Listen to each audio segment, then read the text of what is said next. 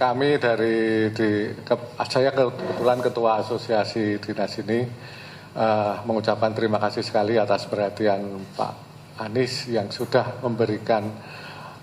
menyempatkan waktu untuk hadir di sini, dan semoga dengan pertemuan ini kita bisa menambah semangat kami semua untuk membangun teknologi informasi dan komunikasi di daerah, sehingga ada perbaikan dalam komunikasi kami dengan pemerintah di pusat. Dan kami juga mengucapkan terima kasih karena pada pagi hari ini kita diberi fasilitas yang luar biasa, Pak, untuk bisa mengikuti rapat dan mengadakan rapat di sini. Itu yang bisa saya sampaikan. Terima kasih, Pak. Baik, terima kasih. Assalamualaikum warahmatullahi wabarakatuh. Selamat pagi, salam sejahtera untuk semuanya. Yang saya hormati Pak Roni, Ketua Asosiasi, kemudian juga Pak Edi, penasehat, rupanya pengawal, Pak ya, pengawal, penginisiator Bu Tika, dan Bapak Ibu sekalian, para kepala dinas Kominfo dengan nama panjangnya macam-macam. Depannya kan Kominfo, belakangnya itu bisa variasi ya, tergantung amal jariah itu namanya, tugasnya banyak sekali. Saya ingin ucapkan selamat datang Bapak Ibu sekalian kembali di Jakarta. Terima kasih telah memenuhi undangan kami, dan memang kita hidup di era abad 21 di mana kecepatan informasi itu bergerak dengan speed yang tidak pernah terbayangkan sebelumnya. Tantangan besar ini sebetulnya untuk kita-kita yang berada di wilayah pengambilan keputusan. Karena itu bertukar pengalaman, bertukar pikiran itu menjadi penting sekali. Dan pola-pola yang berkembang di satu wilayah bisa menjadi pelajaran di wilayah lain. Kami di Pemprov dengan senang hati di DKI untuk bisa mendukung, fasilitasi. Jadi Bu Tika itu siap untuk ya Bu jalanin, saya akan dukung, dan kita senang sekali dengan kepemimpinan Bu Tika di sini. Jadi kita, kalau beliau bisa bermanfaat untuk semuanya, go ahead. Apalagi bila bisa nyambungan dengan kementerian.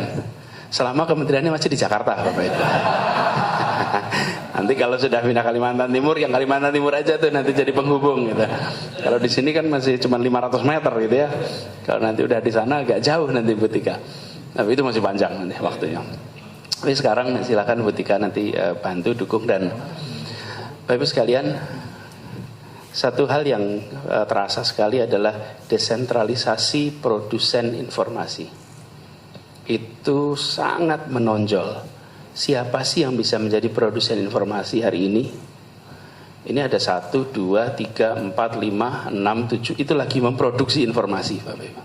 Di saat saya bicara ini, sedang memproduksi dan menjadi bahan. Siapa saja bisa melakukan di mana saja, kapan saja, dengan angle sesuai dengan yang diinginkannya. Jadi kita menghadapi kebaruan. Kalau ketika dulu kita memiliki agen, hari ini tidak ada lagi agen. Yang sekarang semuanya bisa menjadi produser. Nah, menghadapi era seperti ini saya menyampaikan pada Bapak Ibu sekalian hal yang Bapak Ibu sudah tahu, Bapak Ibu sudah hadapi. Menurut saya penting bagi kita di pemerintah untuk tetap fokus bahwa tugas kita adalah terus-menerus berkompetisi di dalam menyampaikan dan menyerap informasi. Kita harus terus kompetisi, tidak bisa tidak. Jadi menurut saya kita tidak dalam posisi untuk mengatakan, wah ini eranya baru, kita berat, tidak. Ya memang perubahannya sudah terjadi. Bapak Ibu sekalian, alat ini sudah terbukti efektif di dalam kasus-kasus saya sebutkan, di dalam menghadapi rasa takut. Rasa takut itu hilang pakai alat ini, Bapak Ibu. Karena itu tindakan-tindakan menyimpang, tindakan-tindakan yang salah, itu paling takut alat ini, Bapak Ibu. Karena penyimpangan itu bisa ditaklukkan menggunakan alat ini. Jadi karena itu kalau ada orang yang mau otoriter, ada pemerintah yang otoriter, dengan alat ini tumbang. Sudah terbukti. Di Timur Tengah pemerintahannya tumbang satu-satu. Kenapa? Karena mereka menempatkan pendekatannya otoriter, ketemu dengan digital sosial, tumbang. Alat ini telah menghilangkan rasa takut dalam menghadapi penyimpangan. Kita menyaksikan pemukulan, kita menyaksikan penyiksaan, kita menyaksikan penyimpangan, paling takut dengan alat ini. Ini seperti malaikat baru, Bapak Ibu. Karena dia punya efek penggandaan. Nah, tantangan kita bagaimana membuat jadi alat ini efektif dalam menghilangkan rasa takut, dalam melawan. Yang sekarang jadi tantangan, bagaimana alat ini bisa membangun kepercayaan. Tugas pemerintah melakukan pembangunan, membuat interaksi antar warga. Tujuan ujungnya adalah adanya social capital yang tinggi. Kalau social capital tinggi, masyarakatnya akan maju. Social capital itu ditandai dengan trust level yang tinggi. Perhatikan, masyarakat yang social capitalnya tinggi, trust level dalam masyarakatnya tinggi. Nah, alat ini harus bisa digunakan sebagai pembangun trust. Trust antar siapa? Antara publik dengan dengan pemerintah. Antar komponen di dalam masyarakat. Kalau itu bisa, maka akan efektif. Nah, Kominfo itu punya aset yang luar biasa. Dia mengetahui apa saja yang dikerjakan oleh negara. Kan tahu semua kan? Dia tahu apa yang ada di dalam masyarakat. Bagaimana Kominfo menggunakan teknologi digital yang bisa menjangkau setiap orang untuk membangun trust. Kalau itu bisa dilakukan, maka masyarakat maju dengan alat ini. Tapi kalau itu tidak dilakukan, nanti alat ini hanya menjadi alat untuk melakukan perlawanan terhadap penyimpangan. Apapun jenis penyimpangannya. Nah, ini sudah efektif. Ini Bapak Ibu sekalian, menurut saya tantangan yang sekarang dihadapi oleh semua Kominfo di seluruh dunia. Bukan hanya di Indonesia, di seluruh dunia. Nah, kami melihat sekalian bagaimana cara ke depan usul libatkan warga di dalam kita bekerja. Begini saja, kalau Pemprov, ini contoh Pemprov DKI. Pemprov DKI membuat jembatan penyeberangan, lalu Kominfo membuat iklan layanan tentang jembatan penyeberangan, daya viralnya rendah. Bukan karena kualitas yang dibuatnya, tapi karena ini adalah buatan dari Pemprov. Oke. Sekarang kalau Kominfo ajak konten kreator, kalian bikin dong, kita siapin fasilitasnya. Anda yang bikin, bukan kami. Anda yang nulis sebagai masyarakat. Dia tulis pengalaman dia sebagai masyarakat loh. Lalu Kominfo menggandakan. Viral tidak kira-kira? Lebih viral.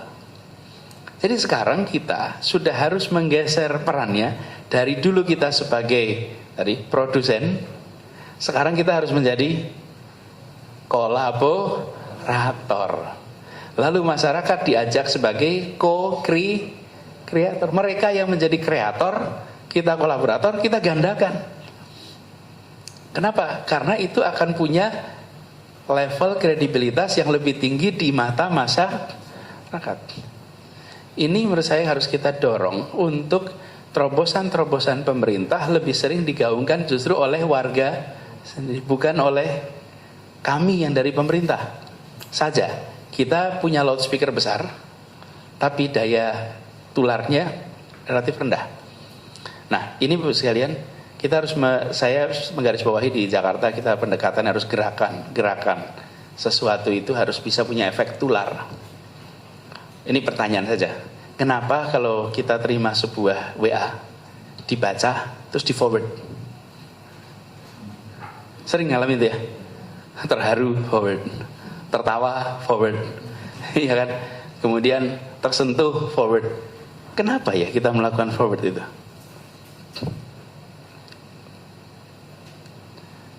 Karena kita merasakan pengalaman baru yang kita ingin orang lain ikut merasakan. Dan biasanya tidak dikirim ke semua orang, betul tidak? Dikirim sesuai dengan rasa yang kita lihat, bukan? Betul Pak Presiden? Coba bayangkan itu untuk program pemerintah, di mana seorang lihat lalu merasakan saya mau tularkan. Kalau itu bisa terjadi, maka itu dengan sendirinya akan muter penggandaan informasi itu. Ini Bapak sekalian yang saya ingin dorong, bahwa spirit itulah gerakan. Gerakan itu tidak perlu diperintah, sudah beredar. Tidak perlu diperintah, orang sudah bergerak. Kalau namanya program tidak, kalau program itu harus ada perintahnya. Ada anggarannya, ada tupoksinya, lalu baru jalan. Tapi kalau gerakan itu tidak. Mengelola informasi sehari ini harus sudah membayangkan seperti mengelola sebuah gerakan. Karena banyak hal tidak dalam kontrol kita. Jadi kita harus mencari komponen-komponen apa yang membuat sesuatu itu memberikan pengalaman baru, lalu akan ditularkan. Ini Bapak sekalian tantangan tersendiri di era abad 21 ini. Apalagi kita yang berada di ruangan ini. Ruangan ini orang abad 20 semua. Iya, saya, Bapak Ibu, kita kan orang-orang abad 20 nih. Beroperasi di abad 21. Jadi karena itu saya di sini Bu Tika banyak kerjasama dengan anak-anak generasi baru. Mereka lah yang menjadi co-creator, kami menjadi kolaborator. Kalau kita rekaman itu, ini pengalaman saya aja Bu. Kalau rekaman itu yang datang di ruangan itu satu pegang kamera, dua pegang kamera, dua kamera. Kemudian ada yang ngatur slide-nya, ada yang ngatur ininya, ada yang ngatur mikrofonnya. Itu bisa 5-6 orang. Konten kreator 1 orang. Panji itu kalau merekaman bawa ini aja. Saya bilang Panji nggak bawa apa? Enggak, cuma ini aja Mas. Pasang di situ, pakai clip on, pasang, jadilah. Oke, ini kreator ini. Dan hari ini jumlahnya banyak sekali. Menurut saya kita mindset di pemerintah sudah harus menjadi seperti itu. Satu. Terus yang kedua, ini usul aja Mas ya. Di tengah ramainya informasi, kita di Kominfo ini mengalami, atau di pemerintahan itu mengalami pergeseran peran. Dulu itu era lama, sebelum era digital, pemerintah memberikan informasi, lalu media massa menjadi penguji kebenarannya. Orang tanya ke media massa, bener nggak nih? Pemerintah ngomong nih, kami melakukan ABCDEFG, publik itu nggak percaya. Publik itu lihat Kompas, lihat Tempo, lihat koran-koran itu, apa kata mereka? Bener nggak ini kerjakan pemerintah? Betul ya Pak Presiden? Orang tanya ke media, lalu terjadi pembesaran jumlah media, luar biasa banyak. Sekarang orang baca media, sebentar, ini bener nggak ya? Bener nggak? Ini bener nggak ya? Terus tanyanya kemana sekarang? Ke pemerintah. Sekarang yang dipercaya adalah data pemerintah. Dulu tidak. Dulu itu kalau pemerintah bicara, tanya ke media. Sekarang dengan media berkembang begitu banyak, kita sulit membedakan ini hoax apa tidak. Karena ada yang bekerja karena kecepatan, ada yang bekerja karena jumlah klik, ada yang bekerja macam-macam tuh. Sekarang pemerintah kembali menjadi rujukan. Sederhana, kalau ada di Jakarta nih, kalau ada kabar banjir, ada fotonya, itu malah tanya, bener nggak itu ada banjir? Loh, tanyanya ke pemerintah. Kalau dulu tanyanya ke media. Kita berubah, artinya kita harus menata bagian internal kita untuk bisa memposisikan sebagai reference institutions, institusi referensi. Karena orang nanti akan menuju kepada kita. Ini terjadi dalam banyak aspek. Itu artinya sedikit banyak sebenarnya publik sudah mulai meragukan kredibilitas dari media. Apalagi di media sosial. Itu kan lebih sumir lah, lebih rendah lagi. Jadi Bapak Ibu sekalian, ini sebuah area yang sangat dinamis. Bapak Ibu, kalau saya boleh katakan, Bapak Ibu beruntung di tempat yang dinamis. Karena pekerjaan-pekerjaan lain di pemerintahan itu relatif tingkat dinamikanya tidak setinggi ini. Ini tuh tempat yang sangat dinamis. Jadi kalau bekerja di sini harusnya bahagia, Bapak Ibu. Harusnya bahagia. Karena tiap hari tantangannya berubah, beda terus. Dan menurut saya menempatkannya sebagai learning, sebagai proses belajar.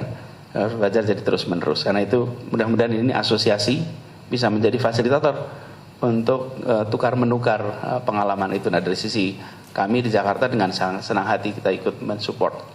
Begitu ya Bapak Ibu sekalian. Terima kasih atas kehadirannya, terima kasih partisipasinya, dan mudah-mudahan dari pertemuan workshop ya ini rapat kerja nanti benar-benar seperti yang diharapkan tadi, dua hal tadi bisa tercapai ya. Begitu Bapak Ibu, saya mohon pamit. Terima kasih. Assalamualaikum warahmatullahi wabarakatuh. Mohon perkenan Bapak Gubernur untuk berfoto bersama Pak